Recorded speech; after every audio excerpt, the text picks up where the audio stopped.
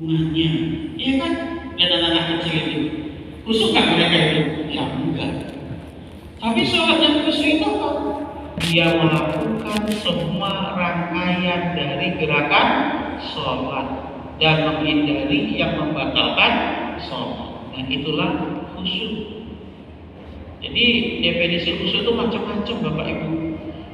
Ya, saya sampai giling-giling.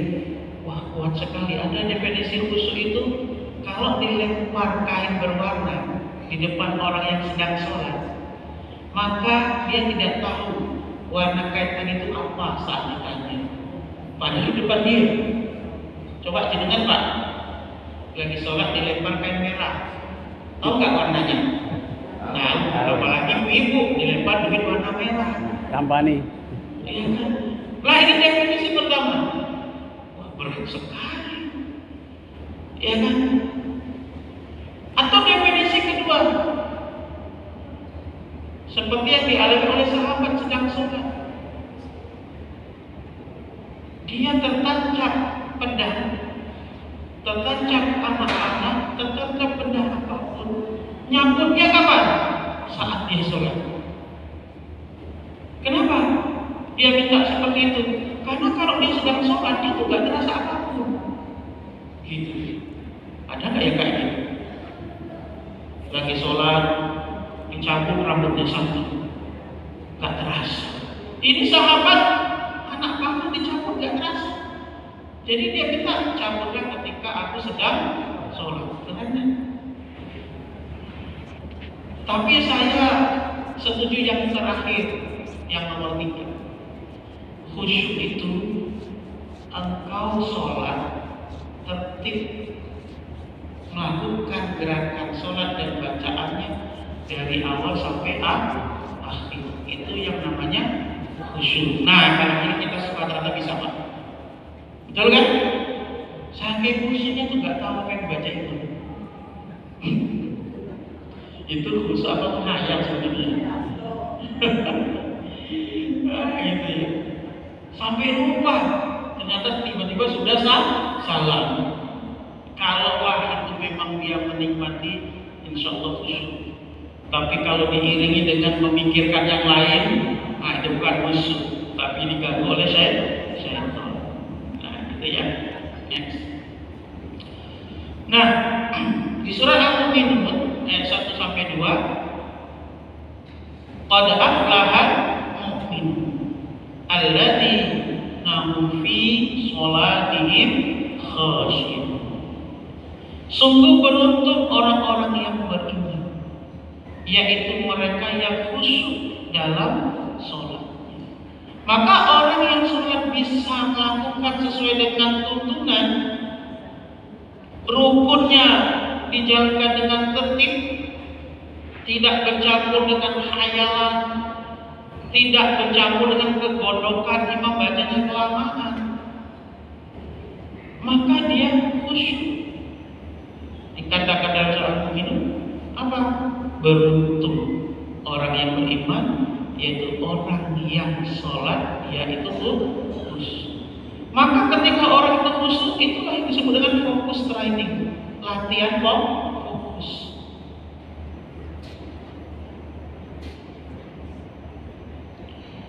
Nah, pengaruhnya apa ketika kita fokus, selalu fokus? Ketika dikaitkan dengan ilmu, maka pengaruh sholat tadi terhadap ilmu meningkatkan fokus kita dalam belajar. Nah, kalau jenengan kan sudah lanjut usia, ini banyak yang hadir, yang sudah jarang belajar lagi. Sampaikan ini kepada Anda. Dan saya sudah membuktikan Pak itu. Orang-orang yang sholatnya benar, lalu dia itu menuntut ilmu, mesti sukses dalam menuntut ilmu. Kenapa? Dia mudah fokus, bukan mudah terganggu. Kenapa bisa? Karena fokus training dia lakukan sehari minimal 5 waktu. Nah, itu. Ya. Yang kedua, memperbaiki daya konsentrasi. Dalam menuntut ilmu itu yang dibutuhkan itu konsentrasi. Kalau kita tidak konsentrasi, hilang itu. Tapi kalau kita konsentrasi, akan tertanam dalam diri kita. Maka Bapak Ibu kalau sedang ngaji konsentrasi, biar teringat. Jangan habis pengajian keluar dari masjid, apa materinya lucu. Itu bukan materi, itu bonus dari materi. Ya. Nah, kenapa? Karena kita nggak konsentrasi. Apa yang disampaikan tadi itu lupa. Bapak-bapak habis sholat Jumat pulang, Pak materi maksudnya apa? Tunggu. Bapak ngapain? Tunggu. Malah tidur. Ya, nah jadi akan memperbaiki daya konsentrasi, mengurangi gangguan pikiran. Orang yang pikiran terganggu itu karena nggak fokus. Tapi kalau dia fokus, dia nggak akan terganggu. Apalagi bapak-bapak itu harus betul-betul sholatnya dilatih. Kalau nggak nanti gagal fokus. Baru ada jam lewat udah nggak fokus. Nah itu, ya. Jadi mengurangi gangguan pikiran, meningkatkan kemampuan memahami pelajaran. Nah ini bagi yang belajar sampai ke anak-anaknya, praktekkan ke anak-anaknya, sholatnya baik, tidak terpaksa, ikhlas dan khusyuk, maka akan meningkatkan kemampuan memahami. Orang itu kan kalau mudah memahami, maka ilmu itu mudah didapat. Tapi kalau sulit memahami ilmu, maka ilmu itu sulit didapat. Dikasih contoh gak paham-paham, sampai judek gurunya itu. Nah coba Pak, anak kita yang seperti itu diajari sholat. Nah itu begitu, ya. Maka dia akan latihan fokus. Nah coba kita lihat ayat ini, Bapak Ibu. Ini menarik ayat ini Pak. Al-Baqarah 282. Wattaqullah wa yu'allimkumullah wallahu bikulli syai'in alim.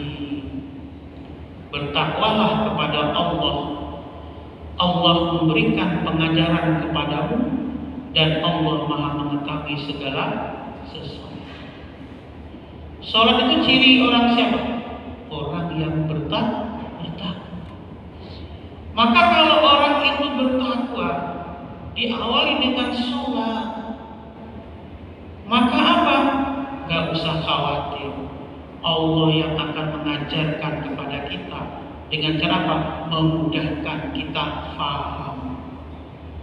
Bahkan di dalam hadis lebih dijelaskan lagi, yufaqihu fid din. Allah akan menjadikan kamu orang yang faqih di dalam agama. Itu kalau berkaitan dengan agama. Faqih itu apa? Tahu dan tidak mudah tertipu. Paham, tidak mudah tertipu. Apa yang detail-detail dia paham. Itu faqih. Tidak mudah salah. Itu namanya faqih.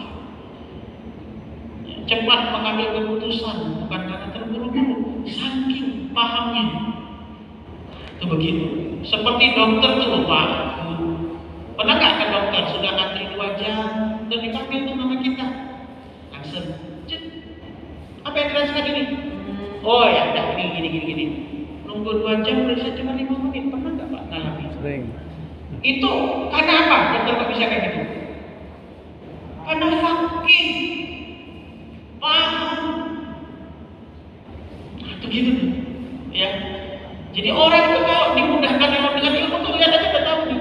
Oh ini, ya. Saya tuh pernah sakit. Apa yang dirasakan Pak? Ini, tuh ada ini. Oh udah operasi. Hah? Gak ditanya dulu dong.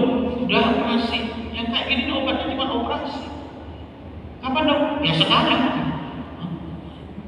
Kayak gitu. Ya kita kan pikir Pak. Pikir apa Pak? Duitnya berapa? Udah Pak operasi dulu aja gampang duit gitu. Iya dong kita yang bayar. Jenengan yang hitung. Kenapa dokter bisa seperti itu? Gitu ya. Maka terkait dengan ilmu ini kalau dari penjelasan yang pertama ini apa kira-kira yang diinginkan? Ya, jadi orang yang bertakwa. Dan cara orang bertakwa itu apa? Sholat. Karena sholat itu mendekatkan diri kepada Allah sebelum puasa. Rukun Islam itu apa? Syahadat, sholat, puasa, ya kan? Zakat, haji, kan begitu. Apa yang tidak bisa ditinggalkan? Sholat. Yang lainnya bisa. Puasa kalau nggak mampu, bayar fidyah, nggak usah mengganti di hari yang lain. Zakat kalau nggak mampu malah dapat, iya kan? Haji nggak mampu nggak usah berangkat. Tapi kalau sholat bisa diwakili, bisa utang nggak bisa. Jelas kan? Maka sholat itu harus didahulukan. Nah ini Bapak Ibu ya. Oke, jadi kalau cari gimana supaya anak saya pintar, ya sudah, anaknya sholat, jenengan sholat. Loh apa hubungannya? Ya ini, ketika kita menjadi sosok yang dekat dengan Allah, maka Allah yang akan memberikan pengajaran. Artinya apa? Memahamkan kita akan pelajaran. Saya itu banyak Pak kalau kisah-kisah orang-orang hebat tanpa harus berat-berat belajar. Banyak sekali kisah-kisahnya itu. Asal dia fokus saja dengan kedekatan sama Allah itu. Kenapa kok banyak orang susah memahami ketika belajar? Ya tanya saja, dia bermaksiat nggak sama Allah? Makanya berat dia belajar itu. Karena Allah itu al-alim, maha mengetahui ala kulli syai', atas segala sesuatu. Lah kita jauh dengan yang punya ilmu, hilang nggak? Susah nggak? Susah, bahkan hilang. Contohnya banyak habis Quran yang hilang hafalan. Kenapa? Karena bermaksiat kepada Allah. Iya kan? Loh, jadi habis Quran itu mudah, mempertahankannya yang susah. Nah, gitu. Maka saya dikasih tahu teman saya itu, saya menyesal Ustaz jualan di pasar. Kenapa? Hilang amalan saya. Lah kok bisa? Padahal saya tuh gak maksiat Ustaz. Tapi mungkin mata saya maksiat itu. Ya banyak pembeli kan? Coba dengan berbagai macam pakaiannya. Itu dari itu dialami oleh teman saya. Hilang hafalannya. Tapi kalau dia pernah menghafal, dia nggak jualan lagi di pasar, dia pindah di rumah, mudah dia menghafal.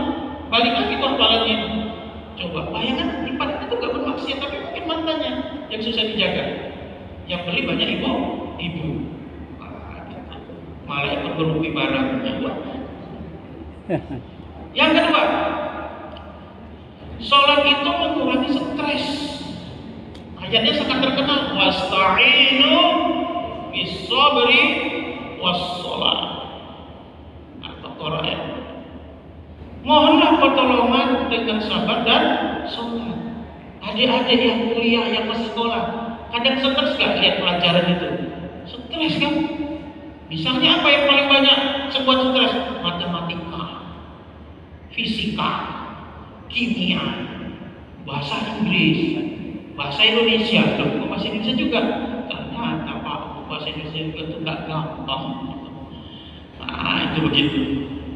Lah bagaimana caranya supaya kita bisa? Ya sholat, mengurangi stres. Kalau pikiran kita stres, gimana mau belajar? Betul gak deh? Adik lagi pusing tuh karena gak boleh main HP. Bisa gak masuk pelajarannya? Gak bisa. Ini yang masih kuliah lagi mumet, bisa gak masuk materi kuliahnya? Gak bisa. Apa yang dilakukan? Ya sholat. Karena sholat yang bisa membantu. Wasta'inu bis-sabri was-shalah. Bapak Ibu stres, bentar lagi mau bayaran sekolah. Iya kan? Wasta'inu bis-sabri was-shalah. Enak kan ngomong, melakukannya. Ya lakukan saja. Resepnya dari Allah kok.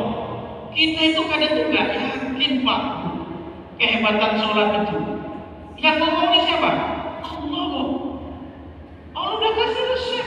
Kita yang cuma terkadang ini ya meremehkan, padahal Allah yang ngomong. Sudah, jalan aja, sabar, sholat. Begitu tuh.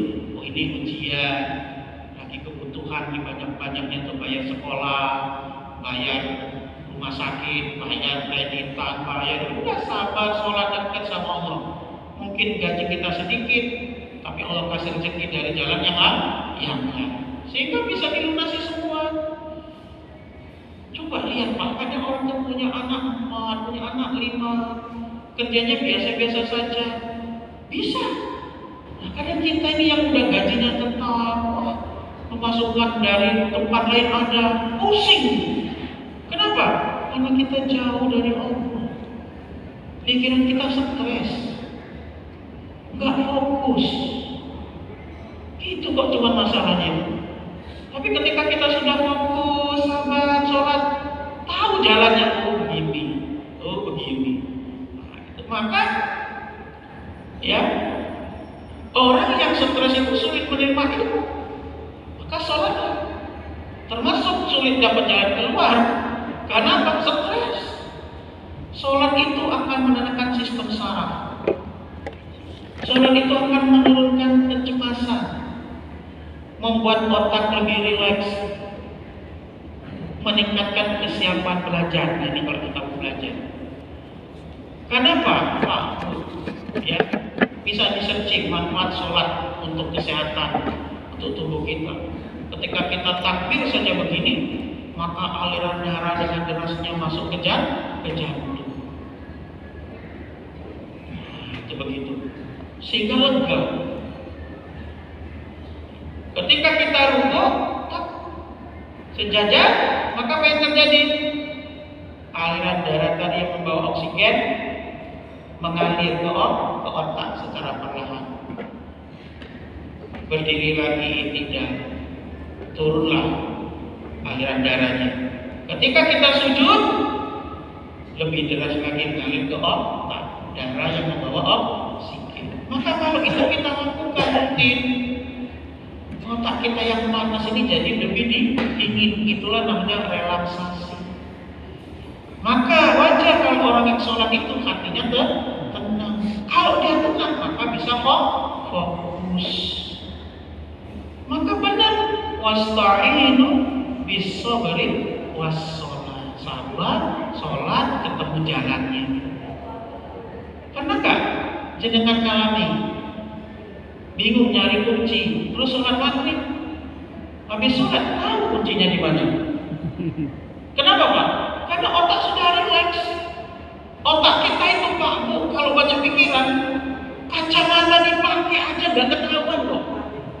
Iya kan? Bapak nanya, bu, kacamata bapak mana? Ibu tahu itu di kaca di keningnya bapak dibimbing aja. Itu saking kita lagi kuatnya itu, nggak kelihatan. Yang dimarahi ibu, yang pakai bapak. Itu tuh. Ya. Yang ketiga, sholat membentuk disiplin. Nah ini. Ya. Sholat 5 waktu itu mendidik manusia untuk menghargai waktu. Inna sholata kanat 'alal mu'minina kitaban mauquta. Sesungguhnya sholat itu bagi seorang mukmin telah ditentukan waktunya. Nah, itu begitu. Jadi kewajiban yang sudah ditentukan waktunya. Maka kalau kita terbiasa disiplin waktunya, kalau kita menjadi seorang pelajar, menjadi seorang mahasiswa, menjadi seorang ilmuwan, maka kita terbiasa menjadi sosok pelajar dan ilmuwan yang produktif. Karena dia merasa waktu itu banyak sekali ternyata. Pernah nggak Bapak Ibu merasakan Mas Pak seharian itu nggak ngapa-ngapain? Malah bingung kan? Coba deh dicek sholatnya itu udah tertib belum? Jangan-jangan penyebabnya karena sholatnya yang tidak tertib, nggak disiplin, maka dia nggak disiplin juga. Pernah nggak nih yang pernah kuliah bilang sama dosennya nggak ada waktu, tugasnya banyak, waktunya kurang? Coba deh dicek sholatnya gimana. Nah itu begitu, ya. Yang keempat, sholat itu melatih kedisiplinan berpikir. gerakan sholat itu memiliki urutan dan sistematik. Ya, runtut. Boleh nggak dengan tiba-tiba sujud nggak takbir dulu? Nggak boleh. Sholat itu diawali dengan takbir, diakhiri dengan salam. Jadi dia harus sholat runtut, tertib, sistematis. Gerakannya seperti apa diatur lewat hadis. Nggak boleh kreatif. Ruku, kalau ruku kedua tangan di mana Pak? Telapak tangan di mana posisi? Kalau ruku di lutut, boleh nggak pegang jempol?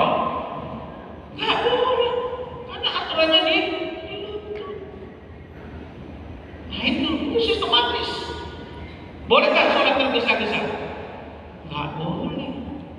Kata Nabi, apabila sudah terdengar iqamah, maka berjalanlah dengan santai menuju masjid dan lakukanlah gerakan sholat sebagaimana gerakan imam. Imam ruku, engkau ruku; imam sujud, engkau sujud. Jadi nggak boleh tergesa-gesa lari sehingga suara masjid itu kayak suara mau runtuh karena orang rebutan. Supaya apa? Supaya nggak masuk. Jadi Pak, kadang saya terlucu lihat jemaah sholat itu biar tak masuk. Imam sudah ruku, mau sawi dia kejar itu rukunya imam supaya tak masuk. Kejar-kejaran sampai lupa kancing baju nggak dikancingkan, sampai lupa rambut itu acak. Nah itu karena dia nggak paham bahwa sholat itu tidak boleh tergesa-gesa. Maka sholat itu melatih kita untuk disiplin dan berpikir. Kalau seperti itu, ketika kita menuntut ilmu, Masya Allah sekali, kita sistemik banget. Ya. Sama Bapak Ibu yang masih ingat pernah belajar matematika. Matematika itu sistemik nggak sih sebenarnya? Sangat sistemik. Ada soal panjang. Cara menjawabnya bagaimana? Diketahui, ya kan? Ditanya, dijawab dengan rumus. Apa yang diketahui dari soal itu? Apa yang ditanya dari soal itu? Baru dia jawab dan harus mencari rumus yang tepat. Nah, sholat itu begitu sebenarnya, lebih hebat dari matematika. Harus tahu kapan waktu sholat datang, kan begitu. Harus tahu tata cara sholat, harus tahu bacaan sholat, menghadap ke arah kiblat, menutup aurat, kan begitu. Sistemik sekali, jadi nggak bisa. Nah, karakter tersebut sangat penting kalau kita melakukan sebuah penelitian ilmiah atau dalam proses belajar. Maka Bapak Ibu sampaikan anak-anaknya, rajinlah sholat nak, kamu nanti akan fokus, disiplin dalam berpikir dan lain sebagainya. Yang kelima, sholat itu menjaga akhlak penuntut ilmu. Kita sering dengar kalimat adab itu harus dimiliki sebelum ilmu. Nah itu ya. Nah sedangkan sholat itu membuat orang menjadi apa? Inna sholata tanha anil fahsya'i wal munkar. Sesungguhnya sholat itu mencegah perbuatan keji dan munkar. Nah kalau seorang penuntut ilmu itu memiliki sholat yang baik lalu dapat menjadikan dia tercegah dari keji dan munkar, saat dia menuntut ilmu mesti dia akan mudah. Kenapa mudah? Dia tidak melakukan perbuatan keji dan munkar. Dia disenangi guru dan dosennya, ridho guru dan dosen yang membuat dia berkah dalam menuntut ilmu. Banyak orang yang mendoakannya. Oleh karena itu ilmu tanpa akhlak dapat membawa kerusakan. Pernah nggak kita lihat waktu sekolah itu ada teman yang mau beling banget, bawa kerusakan nggak dia? Pastikan dia sholat nggak itu. Pernah nggak kita waktu kuliah ada mahasiswa kita, teman kita gaya-gayaan, malah buat rame di kelas. Tanyakan sholatnya. Karena orang yang sholat tidak mungkin dia akan melakukan hal yang seperti itu. Karena sholat membentuk integritas dan tanggung jawab moral seorang penuntut ilmu. Jadi kalau ada yang hadir di sini dosen dan guru, ketika lihat ada mahasiswa kok agak aneh, coba dekati dan cek sholatnya bagaimana. Jadi sebuah penelitian bagus itu. Sholat mempengaruhi akhlak pelajar dan mahasiswa di dalam kelas. Nah, gitu.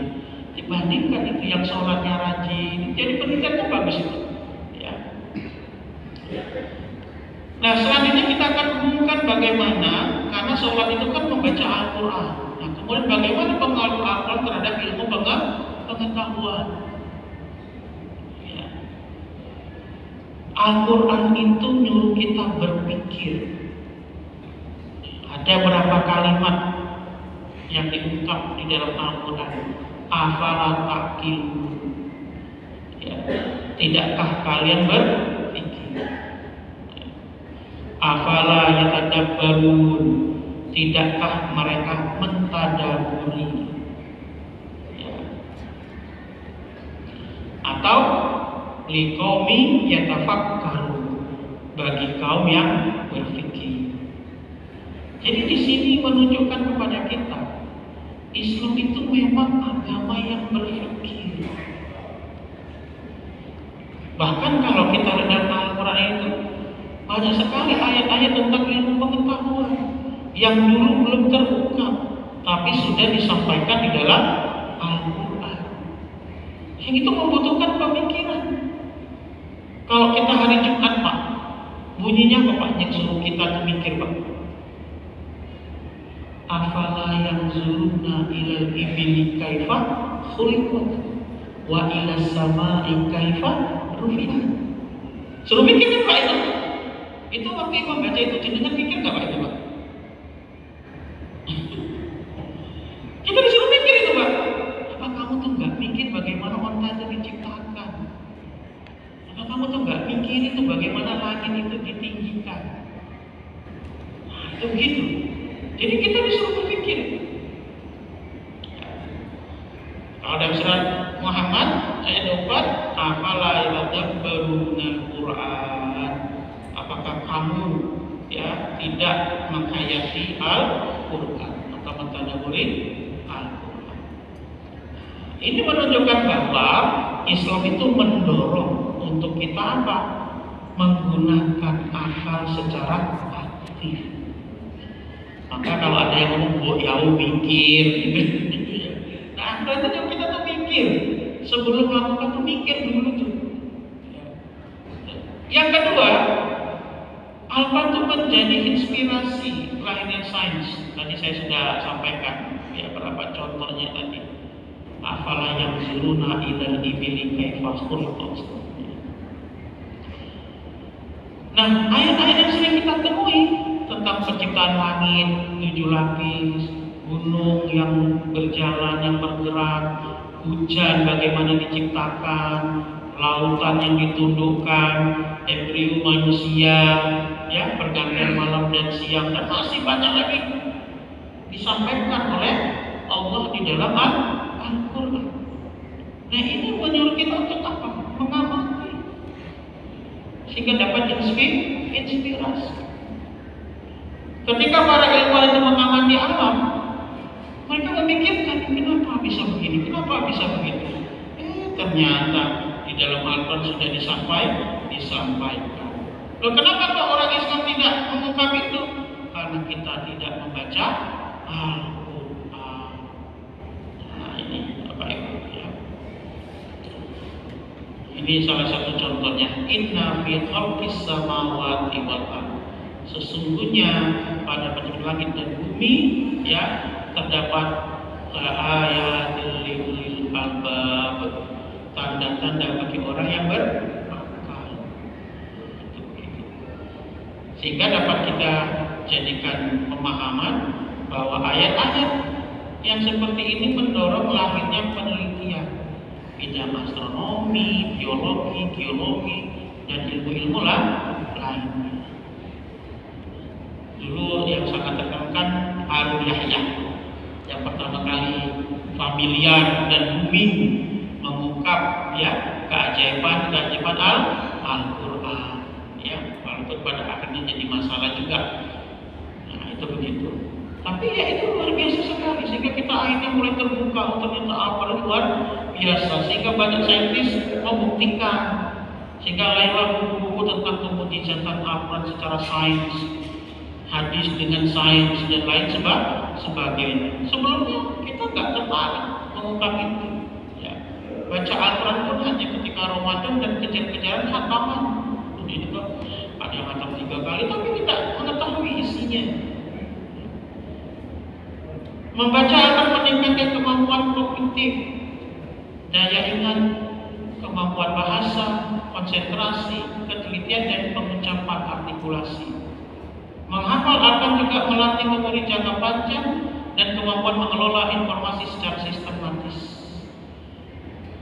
Waktu di Indonesia itu ada pesantren, itu yang sudah membuktikan bahwa Al-Quran itu, menghafal Al-Quran itu tidak membuat orang bodoh, tapi membuat orang semakin berprestasi. Nah, dan itu sudah diteliti, banyak yang sudah meneliti. Ya, bagaimana ya korelasi hafiz Quran dengan prestasi. Nah, itu, dan ternyata terbukti. Kalau memang orang itu menghafal, ya sholatnya bagus, dia maka pelajaran itu mudah diingat, dan menghafal pun tidak mengganggu akademik. Jadi sudah nggak ada lagi alasan orang khawatir menghafal Quran nanti ilmunya